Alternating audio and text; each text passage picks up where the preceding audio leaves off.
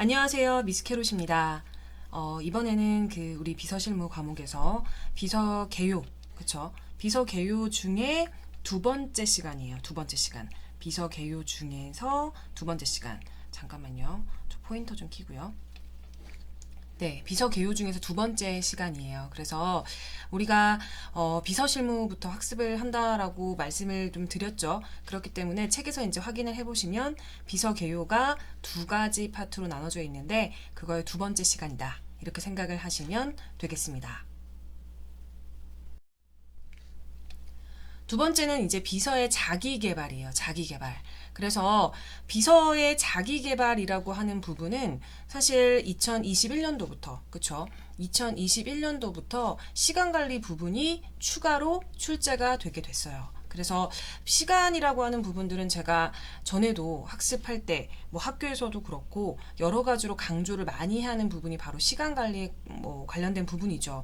왜냐하면 우리가 첫 번째 시간에도 제가 말씀드렸듯이 비서 같은 경우는 정해진 시간 내에 업무를 완수를 해야 된다. 이런 부분이 굉장히 중요하기 때문에 시간을 관리하는 것도 중요해요. 그리고 중요한 것을 계속 강조하는 이유가 뭐냐면 내가 일을 할 때 상사와 함께 하는 부분에 대한 시간 관리도 중요한데 스스로에 대한 시간 관리를 하지 못하면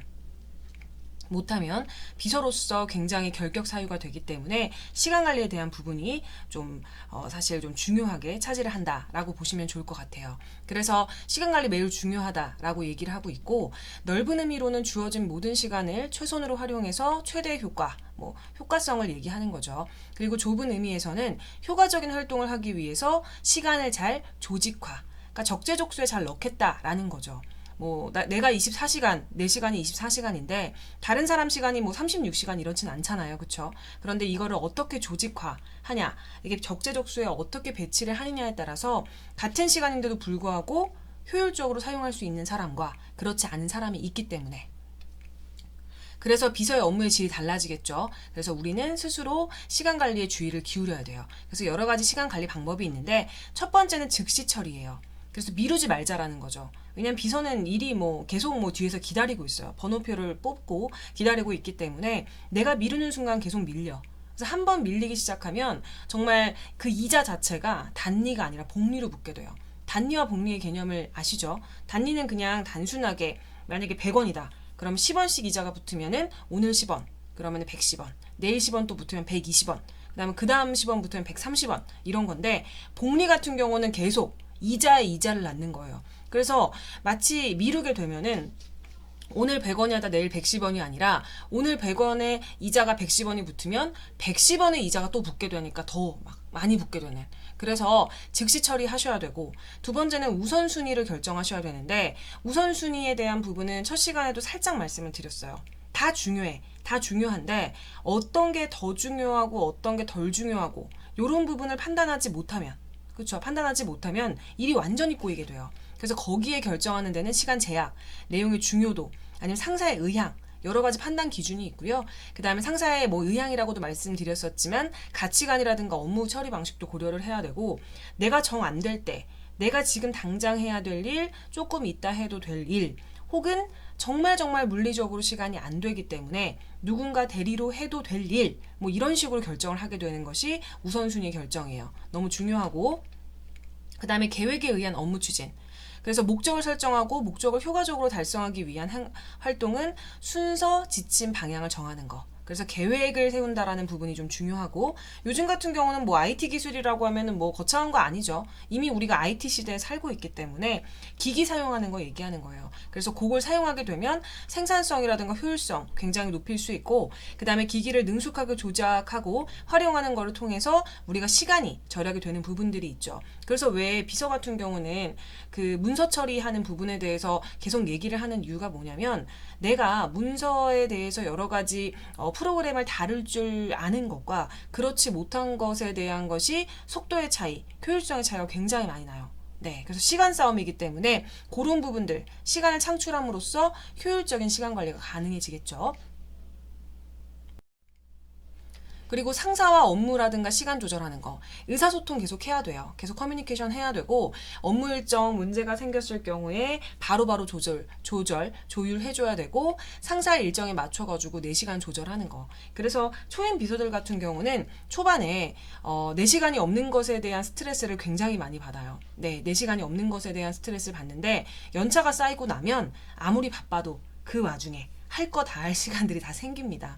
그래서 어쨌든 요거는 처음에는 조금 힘들겠지만 시간 조절하는 부분들에 대해서 계속 커뮤니케이션하고 손발 맞춰가면서 해야 되는 부분이고, 그 다음에 중요한 건 스스로 통제하는 거예요. 그래서 메모지라든가 아니면 태블릿, 여러 가지 내가 메모할 수 있는 나만의 것들 준비해서 생각날 때마다 기록해줘야 되고, 그 다음에 물건 자체가 제자리에 없으면 막 일이 몰릴 때 당황할 수도 있어요. 그쵸? 근데 가끔씩 이러시는 분들이 있어요. 나는 좀 지저분한 게 업무 뭐 집중이라든가 일이 좀 잘 된다. 그런데 여기는 회사니까 다른 사람들이 내 자리에 와가지고 막 이렇게 흐트러진 나의 그런 뭐 자리를 본다거나, 뭐 남의 뭐 그런 거 신경 써야 되나요? 뭐 그런 조직 생활 못 하는 거죠. 그쵸? 그렇기 때문에 흐트러진 부분들도 중요하지만 그 안에 기밀 문서가 있을 수 있잖아요. 그렇기 때문에 체크를 항상 해야 돼요. 그래서 일이 몰릴 때도 당황하지 말고 차분히 처리하는 것도 좀 중요하겠죠. 그 다음에 스트레스 관리. 네, 그래서 계속 이제 신규 출제 범위가 나오게 되죠. 전에는 뭐 스트레스 관리가 굳이 뭐 비서 시험 안에 나오진 않았어요. 뭐 자기가 알아서 관리하는 거니까, 그쵸? 그리고 별로 그렇게 중요도 있게 생각하지 않았고. 그런데 워낙 1회차에서도 말씀을 드렸었지만 업무의 대부분이 한 사람하고 계속 하는 거잖아요. 그쵸? 그렇기 때문에 스트레스 관리를 안 하게 되면 업무 진행 자체가 어려울 수 있습니다. 그래서 스트레스 관리가 신규 출제 범위로 들어가게 됐습니다. 그래서 스트레스를 조율 방법 말씀을 드리겠는데, 어쨌든 스트레스에서 생기게 되는 여러 문제점이 있는데 여기에서 시간과 스트레스를 잘 관리해야 된다는 걸 인식하고 우리가 업무를 좀 수행하셔야 됩니다. 첫 번째는 업무의 위임이에요. 그래서 제가 업무 순서를 정하는 것에 이제 대해서 말씀을 드릴 때 업무 위임도 말씀을 살짝 드렸죠. 내가 당장 해야 될 일, 약간 미뤄도 될 일, 그리고 정 안 될 경우에는 누군가에게 맡겨도 될 일. 그게 바로 업무의 위임입니다. 그래서 일을 효율적으로 할 수 있도록 계획표 작성하죠. 그리고 업무에 따라서 수행 지침을 마련하는데 이거 자기 스스로가 마련하는 거죠. 그렇지만 모든 일을 스스로 해결하려고 하지 말고 업무를 분담할 수 있거나 일시적인 도움을 받는 게 가능할 경우에 우린 이걸 하는 것이 중요하다라는 거죠. 근데 처음부터 할 수는 없어. 그리고 이거를 잘못 함부로 사용하게 되면 자기한테 일을 넘긴다라고 생각할 수도 있습니다.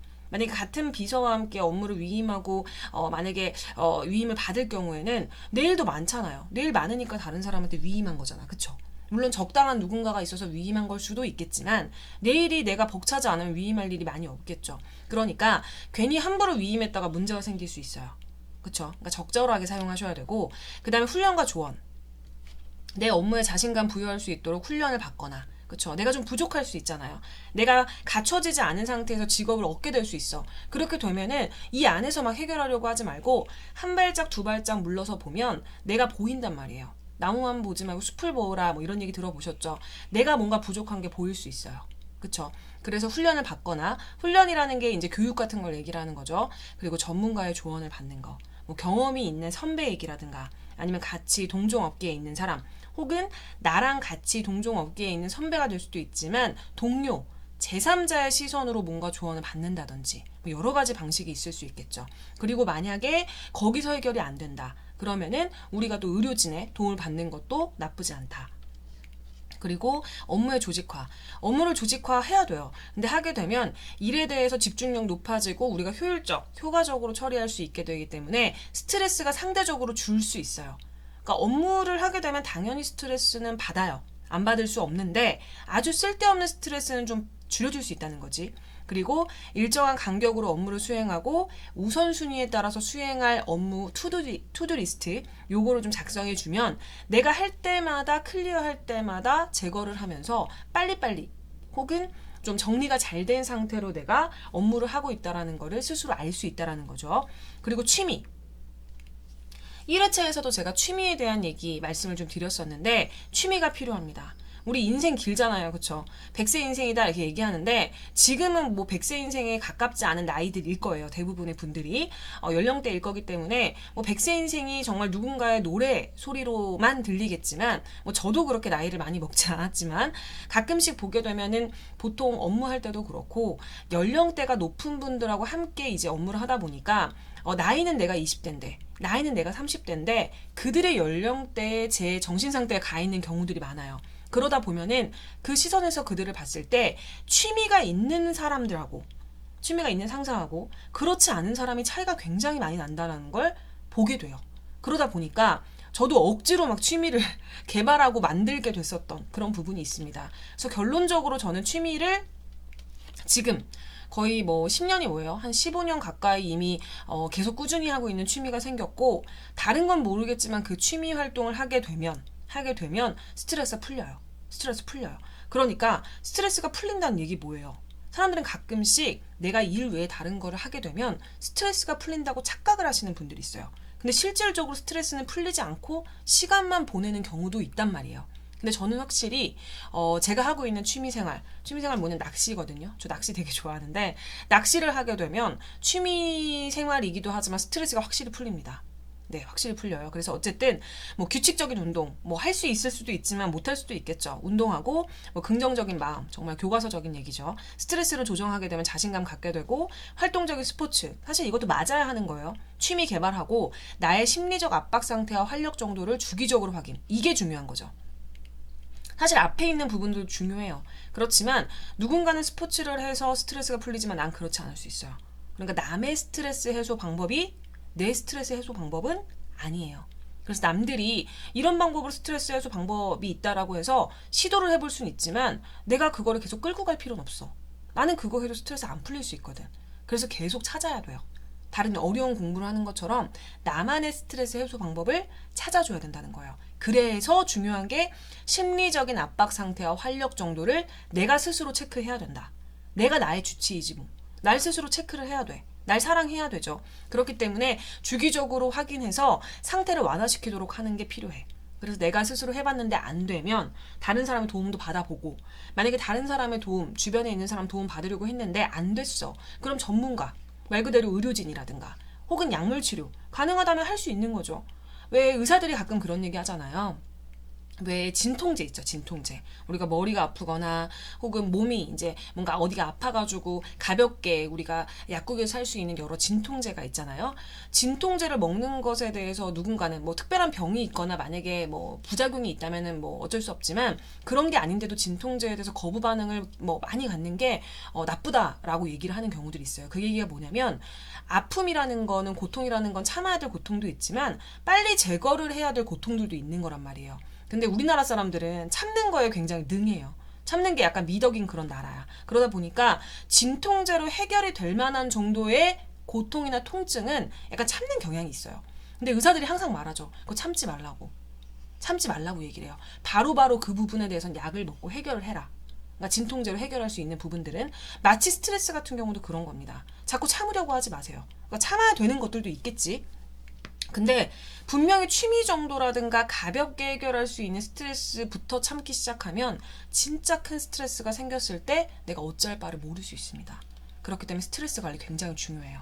이거는 뭐 학습으로도 제가 말씀드리는 부분이기도 하지만 생활을 해보니까 그래요. 여러분들도 마찬가지겠지만 그래서 관리하는 거 중요하고요. 그래서 관리하는 요령이라고 이제 나와 있긴 하지만 이거는 시험을 보기 위해서 제가 이제 써놓은 거고 여러분들만의 스트레스 관리 요령이 각자가 또 있으시겠죠. 그래서 어쨌든 사람들이 표현하는 말이라든가 행동 태도 이거를 그 사람의 뭐 이 사람이 특별하게 잘못됐다기보다는 그 사람의 그냥 캐릭터로 이해하고 수용하는 거야. 누군가는 나의 캐릭터가 굉장히 받아들이기 힘든 캐릭터일 수도 있어요. 나 스스로는 그렇게 생각 안 하겠지만 그럴 수 있단 말이야. 그렇기 때문에 세상에 얼마나 많은 사람이 있어요. 세상에 별 사람 다 있죠. 그냥 그거를 인정하고 수용하는 거야. 깊이 생각할 필요도 없어. 무슨 얘기인지 아시겠죠? 그리고 스트레스 관리를 위해서 심신이완과 심심이라고 써있는데요. 심신, 뭐 심심이건 심신이건 우리는 지금 정신적인 스트레스 얘기 많이 하니까 육체적인 스트레스보다는 심심도 맞는 거겠죠. 마음심 두 개 써도 뭐 나쁘지 않죠. 심신이완과 명상을 하고 건강관리를 위해서 규칙적인 운동을 해주는 거야. 규칙적인 운동. 근데 이게 맞지 않는다. 그럼 굳이 할 필요 없어요. 스트레스 받아가면서까지 뭐하러 운동을 해요. 그쵸? 왜 가끔씩 전문가들도 그런 얘기 하잖아요. 다이어트만이 목적인 운동을 하면은 스트레스가 굉장히 많이 쌓인대요. 그렇다라고 하더라고요, 전문가들이. 그리고 행복한 삶, 가치 있는 삶을 위해서 일의 의미라든가 삶의 의미. 내가 돈 많으면 이거 때려치지. 내가 이거 왜 해? 이런 게 아니고 사람들은 돈을 벌기 위해서만 일을 하지 않아요. 그리고 굉장히 많은 사람들이 그렇습니다. 내가 돈만을 위해서 일한다고 해서 옆 사람도 그럴 거라고 생각하시면 안 돼요. 그 일로서 삶의 의미도 찾고 그 안에서 얻는 것이 많은 사람들이 훨씬 많습니다. 전 그래요. 개인적으로 저 그런데 정말 돈만을 위해서 일하는 사람이 많다고 생각하시면 안 돼요. 그렇지 않아요. 옛날하고 많이 달라졌습니다. 또 우리 부모님 세대랑은 많이 달라졌어. 요즘 분들은 그렇지 않아요.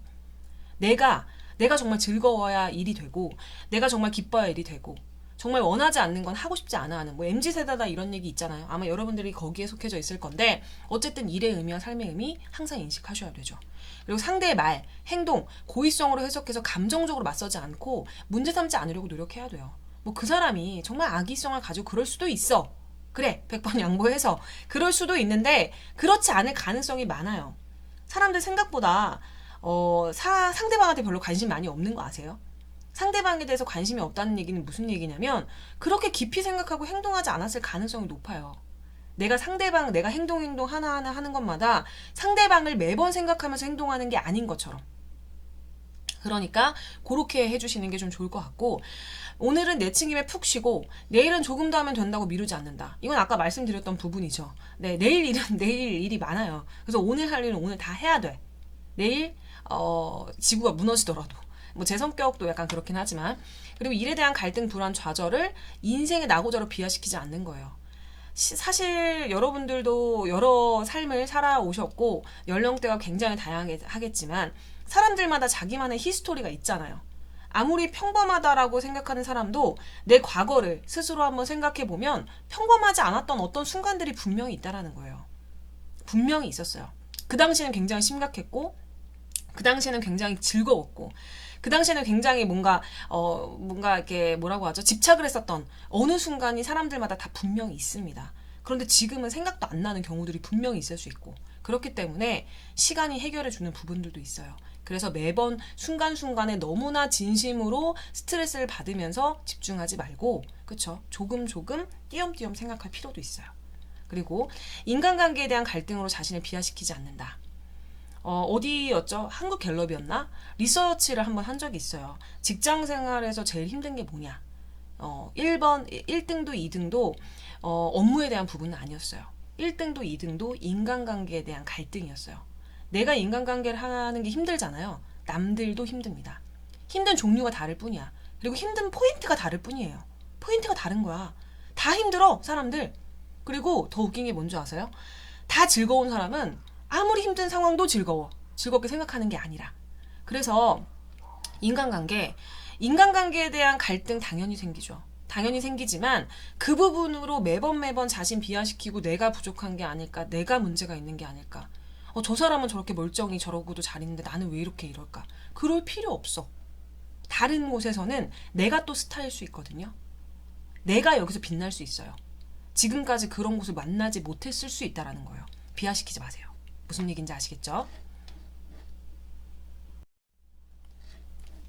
경력 관리입니다.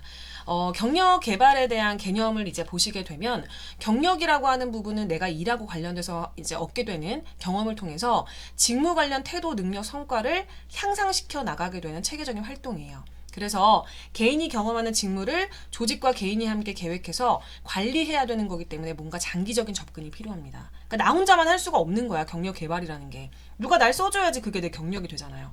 나만 막 되게 잘난 거야. 나는 막 이것도 잘하고 저것도 잘하고. 근데 집에서만 맨날 그러고 있어. 어디 취직도 안 하고 일도 안 하고. 그럼 경력이 쌓여요? 절대 아니에요. 그렇기 때문에 조직과 개인이 함께 계획해야 된다라는 얘기가 바로 경력 개발입니다. 그래서 요거까지는 우리가 그래도 기존에 나왔었던 부분이고, 경력 관리의 의미가 신규 출제범이에요. 개념 정도만 나왔어. 그 전에는 낙서를 해버렸네. 지우고 한번 넘어가 볼까? 이게 뭐 이렇게 지우면서 지우고 한번 넘어가 봤죠.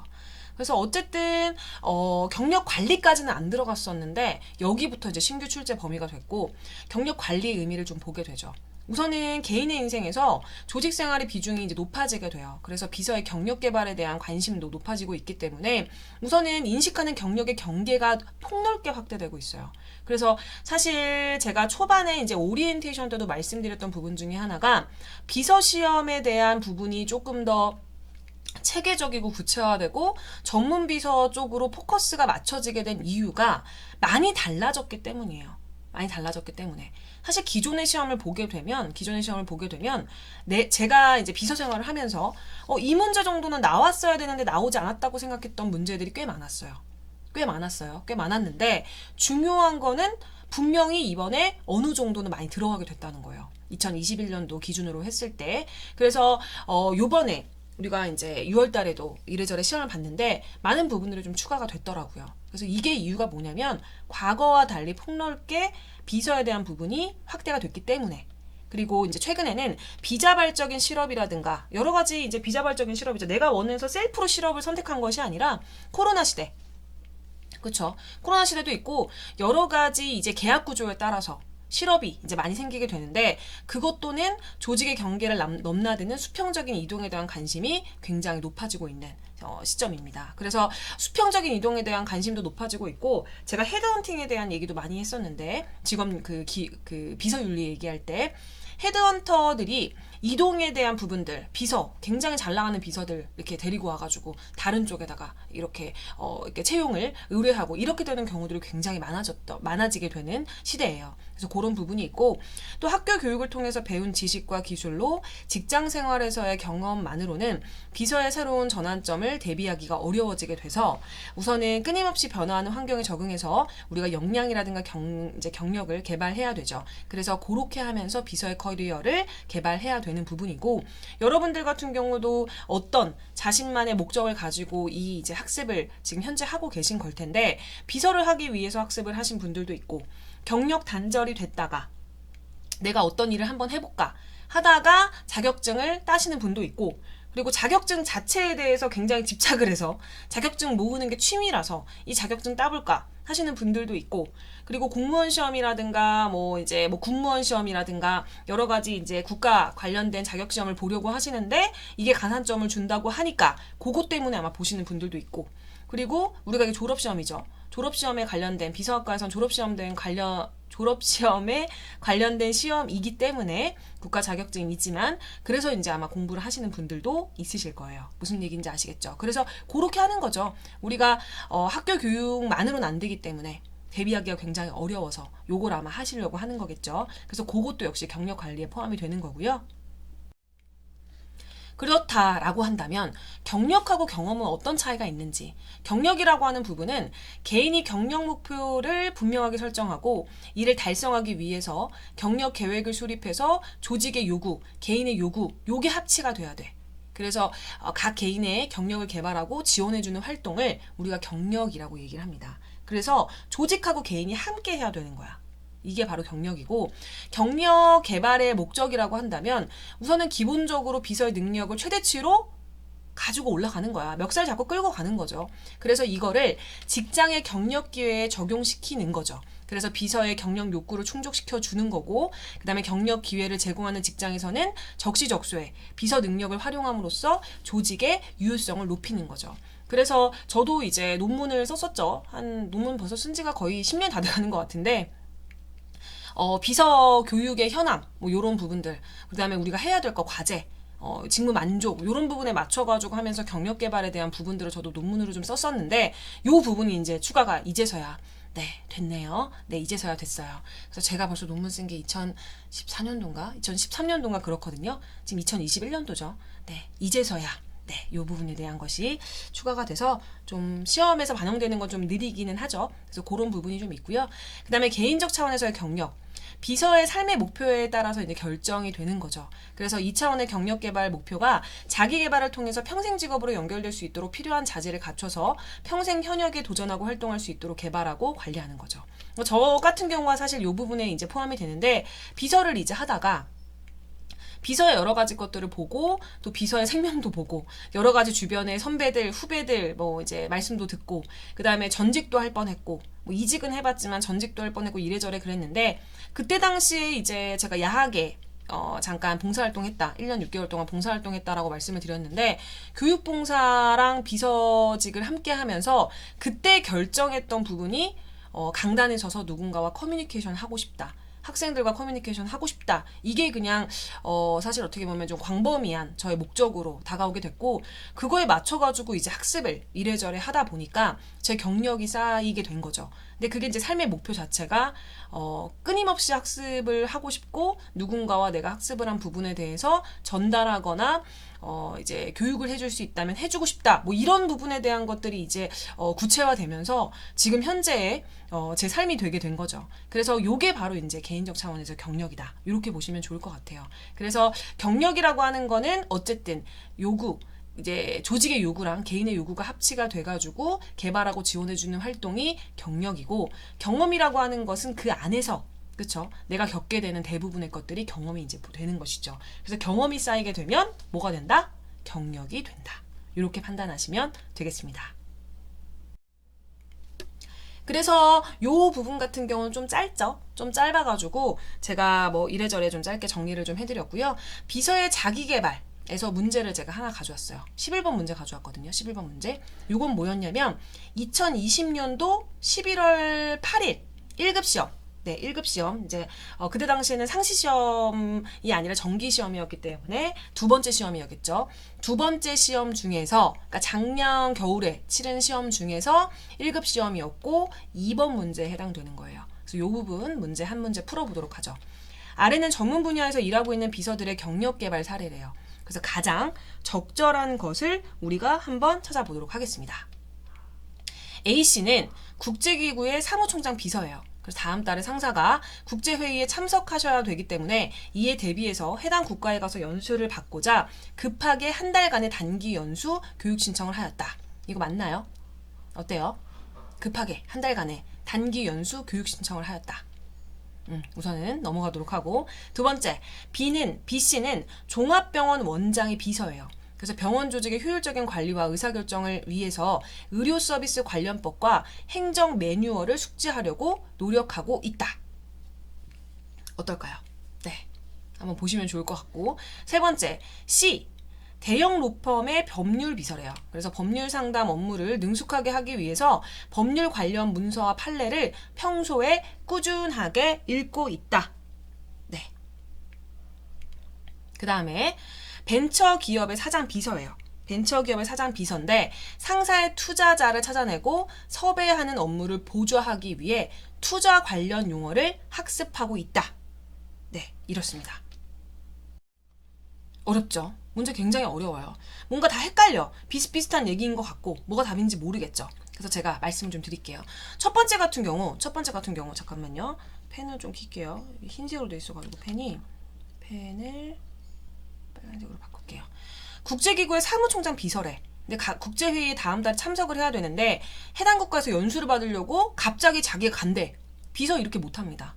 일반 직급에 있는, 일반 직위 혹은 일반 보직에 있는 사람들은 갈 수 있어요. 근데 비서는 업무가 뭐예요? 자기 혼자 개인 플레이 할 수 있나요? 절대 못해요.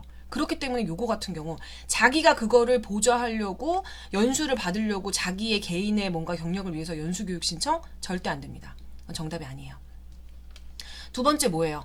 병원 조직의 효율적인 관리와 의사결정을 위해서 의료 서비스 관련 법하고 행정 매뉴얼을 숙지하려고 노력하고 있다. 숙지하는 거 좋을 수 있어요. 근데 제가 그 비서들이 경력 관리할 때 어떤 부분에 대해서 말씀을 좀 드렸었죠?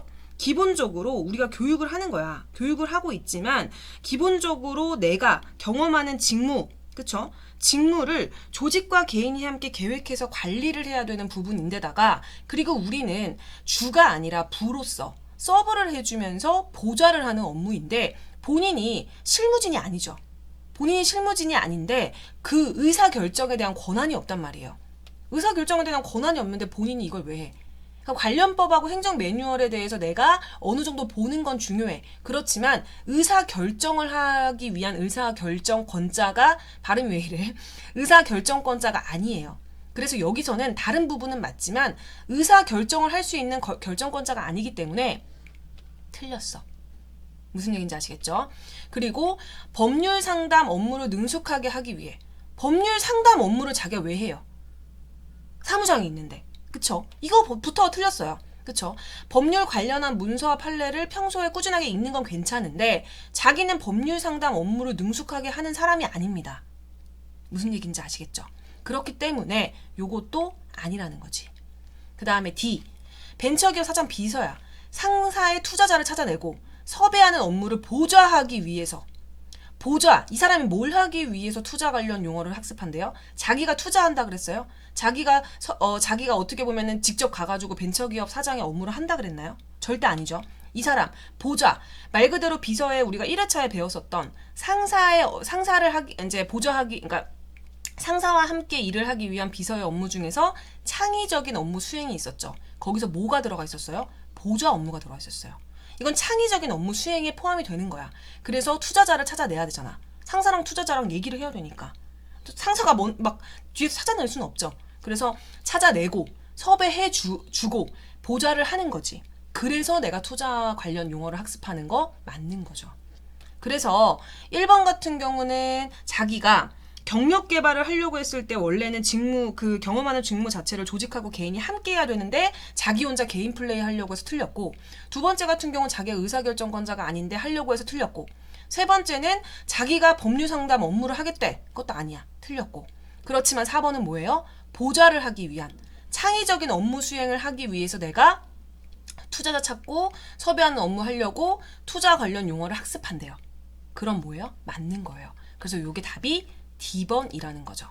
그래서 우리가 기존의 경영에 관련된 부분만 학습을 하게 되면 문제 풀기가 좀 쉽지가 않아요. 그런데 요번에 추가된 부분들, 자기 개발에 관련된 부분들에 대한 개념을 2021년도에 바뀐 거 학습을 하게 된다면 무리 없이 풀 수 있는 문제다. 무슨 얘기인지 아시겠죠? 답은 뭐? 4번. 네, 그래서 오늘 이제 두 번째 수업은 여기서 마치면 될 것 같아요.